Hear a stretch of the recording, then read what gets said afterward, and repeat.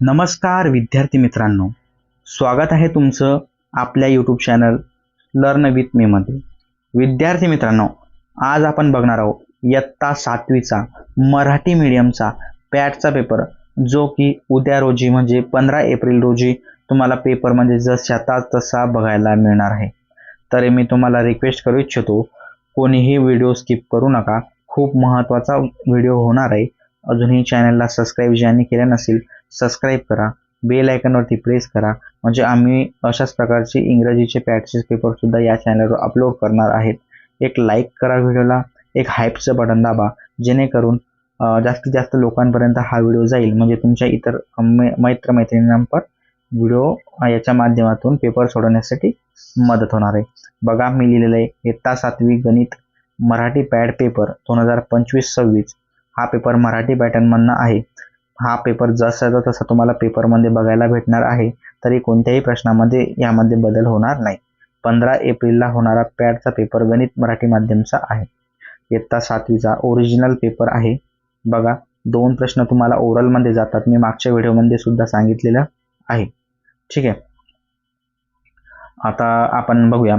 बघा, प्रश्न क्रमांक 3 बघा दिला आहे तुम्हाला. खालील प्रश्न सोडवा.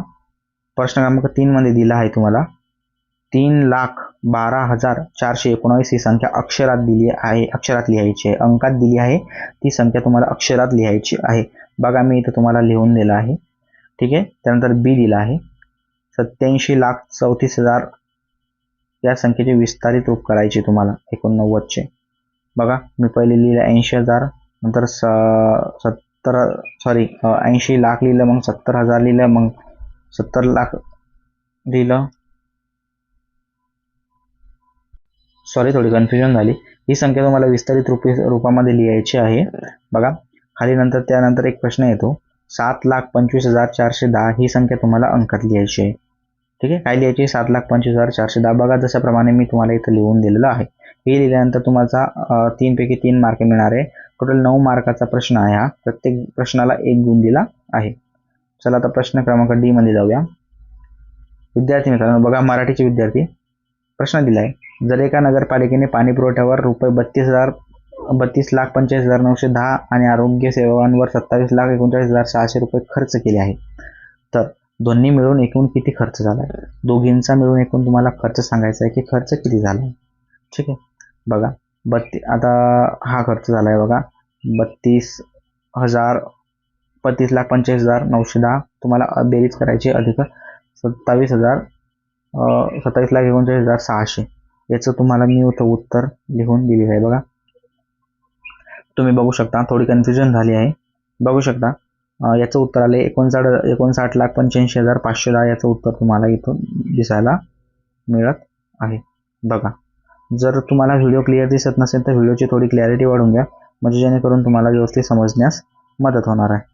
बघा, म्हणून खर्च 59,85,510. आता प्रश्न क्रमांक ई आलेला आहे तुम्हाला. बघू शकता, प्रश्न क्रमांक ई मध्ये तुम्हाला काय विचारले? एका कंपनीला पहिल्या वर्षी 16,27,900 आणि दुसऱ्या वर्षी 27,26,210 नफा झाला, तर कंपनीला पहिल्या वर्षाच्या तुलनेने दुसऱ्या वर्षी किती जास्त नफा झाला? 2 वर्षांचं कंपॅरिझन दिलं आहे इथं आणि त्यांचा नफा तुम्हाला काढायचा आहे. ठीक आहे, तर उत्तर बघा. जास्त नफा कोणता होता तुम्हाला? पहिल्या वर्षी होता, दुसऱ्या वर्षी होता. मग जास्त नफ्यातून तुम्हाला कमी नफा काढायचा. पहिल्या वर्षी कमी नफा होता, कारण पहिल्या वर्षी 16 लाख होता. ठीक आहे, तर बघा 27,26,710 वजा 16,37,900 बरोबर उरले किती? 10,88,810 एवढा त्यांना नफा झाला. हे लिहिल्यानंतर तुम्हाला 1 पैकी 1 गुण मिळून जाणार आहे. 100% तुमचा गुण फिक्स होणार आहे. तर बघू शकता, त्यानंतर तुमचा प्रश्न दिला एफ. तुम्हाला एका भागाला गुणाकार करायचा आहे, एका साईडला भागाकार करायचा आहे. याचं उत्तर मी चुकून विसरलेलो आहे. सो तुम्हाला गुणाकार आणि भागाकार करून इथं लिहायचं आहे की कोणतं आन्सर येणार आहे. बघू शकता तुम्ही. चला, याच्यानंतर आपला प्रश्न समोरचा बघूया आपण कोणत्या प्रकारचा प्रश्न आपल्याला विचारला जाणार आहे. तर बघा, प्रश्न क्रमांक 5 दिला आहे. बहुपर्यायी प्रश्नांसाठी दिलेल्या चौकोनात अचूक पर्याय क्रमांक लिहायचा आहे. हा तुम्हाला प्रश्न क्रमांक 5 बहुपर्यायी प्रश्न होणार आहे. यामध्ये दिलेल्या पर्यायापैकी तुम्हाला एक योग्य पर्याय निवडायचा आहे आणि विधाने तुम्हाला पूर्ण करायची आहे. कोणत्याही प्रकारची घाई बाळगू नका. जसं मी आन्सर दिले तसंच लिहा. मी तुम्हाला आन्सर ब्रीफमध्ये दिला आहे. तुम्हाला एवढा आन्सर लिहायचा नाही, तुम्हाला फक्त पर्यायी आन्सर लिहायचं आहे. डायरेक्ट तुम्हाला लिहायचं आहे. पहिल्याचा आन्सर तुम्हाला 41 एवढं लिहायचं आहे. तुम्हाला खालचं कोणतंही सोल्युशन लिहायचं नाही.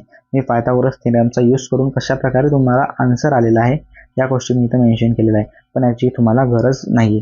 फक्त तुम्ही एक वेळेस बघा. पहिल्याचा आन्सर आलेला आहे 41. बघू शकता. बघा कशा प्रकारे मी प्रश्न क्रमांक सॉल्व्ह करून दिला. बघण्यासाठी काय जातं, खूप याचा फायदाच असा पण तुम्हाला समोरच्या वर्गामध्ये होणार आहे. 8व्या वर्गामध्ये याचा पण सुद्धा फायदा होणार आहे तुम्हाला, कारण 8व्या वर्गामध्ये मल्टिपल चॉईस क्वेश्चन म्हणजे बहुपर्यायी प्रश्न न देता डायरेक्ट तुम्हाला सोडवायचे, जसं मी इथं सॉल्व्ह करून दिलेलं आहे. म्हणजे तुम्हाला या पेपरबरोबर समोरच्या पेपरचा पण फायदा होतोय जो वर्ग 8चे. विद्यार्थी मित्रांनो, तुम्ही अजूनही चॅनलला सबस्क्राईब केलं नाही, सबस्क्राईब करा, व्हिडिओला लाईक करा, जेणेकरून आपल्या चॅनलवरती इंग्रजीसुद्धा पॅटचे पेपर पडणार आहे. प्रश्न क्रमांक 3. खालील संख्यांच्या संचातून पायथागोरसची त्रिकुटे शोधा. पर्याय 2 4 5, 3 4 5, 5 6 7, 1 3 4. तर कोणती त्रिकुटे आहेत तुम्हाला काय करायचं आहे, सरळ टाकून द्यायचं आहे. पर्याय क्रमांक किती 2 3 4 5. त्रिकुटाचं एक्सप्लेनेशन पण मी दिलं आहे. 3चा वर्ग अधिक 4चा वर्ग बरोबर 9 अधिक 16 बरोबर 25चा रूट काय 5, 5चा वर्ग काय 25. अशा प्रकारचं तुमचं उत्तर येणार आहे. त्यानंतर बघा प्रश्न. एका काटकोनात त्रिकोणात कर्णाचा वर्ग हा इतर दोन बाजूंच्या वर्गांच्या काय असतं बेरीज एवढा असतो. पायथागोरसचा थेरम तुम्हाला माहिती आहे, काटकोन त्रिकोणात कर्णाचा वर्ग उर्वरित दोन बाजूंच्या वर्गांच्या बेरीज एवढा असतो. तर बघा पायथागोरस थेरम आहे. इथं तुम्हाला सरळ उत्तर लिहायचं आहे विद्यार्थी मित्रांनो, बेरीज. चला, हे पण इथं तुमचं जेमतेम सॉल्व बऱ्यापैकी प्रश्न मोस्ट ऑफ थिंक जे इम्पॉर्टंट प्रश्न आहेत ते तुमचे सॉल्व झालेलेच आहेत. आता समोरील काही प्रश्न आहेत ते तुम्ही सोडवण्याचा प्रयत्न करा. बघा, हे प्रश्न तुम्हाला जसे जसे पेपरमध्ये बघायला मिळणार आहे. प्रश्न क्रमांक 6 सोडवा आहे. जर वर्तुळाची त्रिज्या 42 सेंटीमीटर असेल त्याचे परीघ काढायचे आहे. 42 सेंटीमीटर त्यांचे परीघ काढायचे आहे. जर वर्तुळाची त्रिज्या किती 42 सेंटीमीटर, तर परीघ तुम्हाला काय करायचं आहे, परिघाचं सूत्र वापर. परिघचं सूत्र सगळ्यांना माहितीच आहे. परिघाचं सूत्र काय आहे, तर परिघाचं सूत्र आहे 2πr². ठीक आहे, त्यामध्ये किमती टाकून घ्या. चला, 2 गुणेला पायची किंमत किती इथं 22 भागेला 7 गुणेला पायची किंमत तुम्ही 22/7 घ्यायची गुणेला पायची किंमत आरची किंमत आहे 42. ठीक आहे, बरोबर काय झालं बघा, 2 गुणेला 22 गुणेला 6 = 264 सेंटीमीटर. खूप सोपा प्रश्न आहे हा, तुम्ही सॉल्व्ह करू शकता इझी प्रकारे. कोणत्याही प्रकारची भीती बाळगू नका. जसे जसे प्रश्न तुम्हाला पेपरमध्ये विचारले जाईल, फक्त तुम्हाला गरज आहे मोस्ट ऑफ सरावाची. आणि या पेपरमध्ये आय थिंक मला असं वाटतं की तुमचं पूर्णपणे सगळं कव्हर होऊन जाणार आहे. फक्त व्हिडिओ लास्टपर्यंत बघा आणि सराव करण्याचा प्रयत्न करा. बघा, आता यामध्ये एक दुसरं बी 264 सेंटीमीटर बी दिलं आहे. बघा, एका वर्तुळाकार भूखंडाची त्रिज्या काय दिलं आहे, भूखंड दिलं आहे वर्तुळाकार 10.5 सेंटीमीटर आहे. 3 फेऱ्यांसाठी कुंपण लावणाऱ्या तारेची लांबी काढायची आहे तुम्हाला. याचं उत्तर आहे, एका फेरीची परिघ किती आहे 2πr बरोबर 2 गुणेला 22/7 गुणेला 10.5. इथं पण तुम्हाला काय वापरायचं आहे 2/7 म्हणजे ही आपल्याला पायची किंमत घ्यायची आहे. त्याच्यात सूत्रांमध्ये किमती टाकल्या की त्याचं आन्सर तुम्हाला बघायला भेटतं 2πr 66 मीटर. 66 मीटर उत्तर आलं. मग 3 फेऱ्यांसाठी काय 66 गुणेला 3 एकाची काय आली 66, 66 मल्टिप्लाय 300 ती 198 मीटर. तर उत्तर आहे तारेची एकूण लांबी किती आहे 198 मीटर. किती सोप्या भाषेमध्ये उत्तर दिले बघू शकता तुम्ही. मोस्ट ऑफ विद्यार्थी मित्रांनो, खूप सोपा पेपर होणार आहे.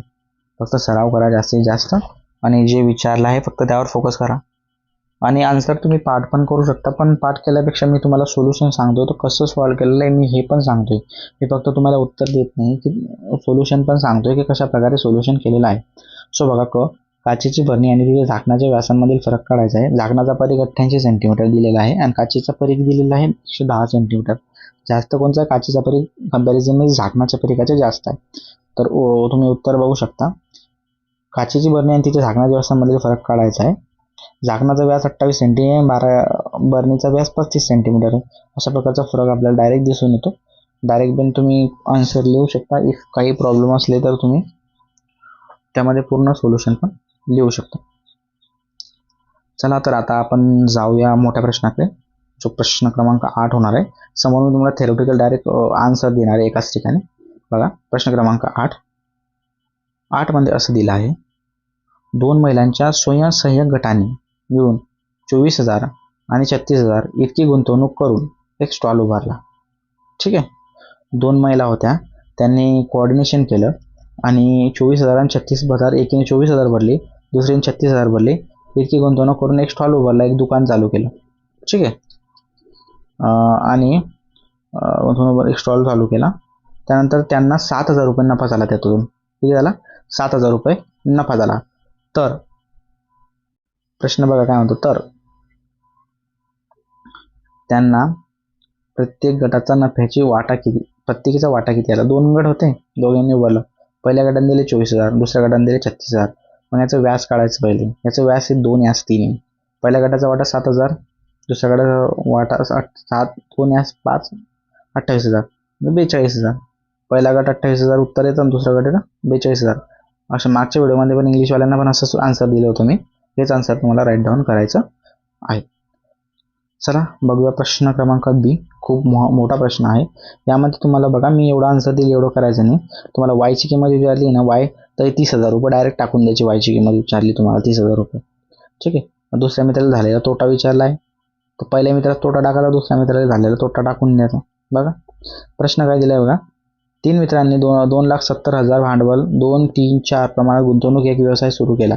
वर्षाच्या अखेरीस त्यांना 8% तोटा झाला.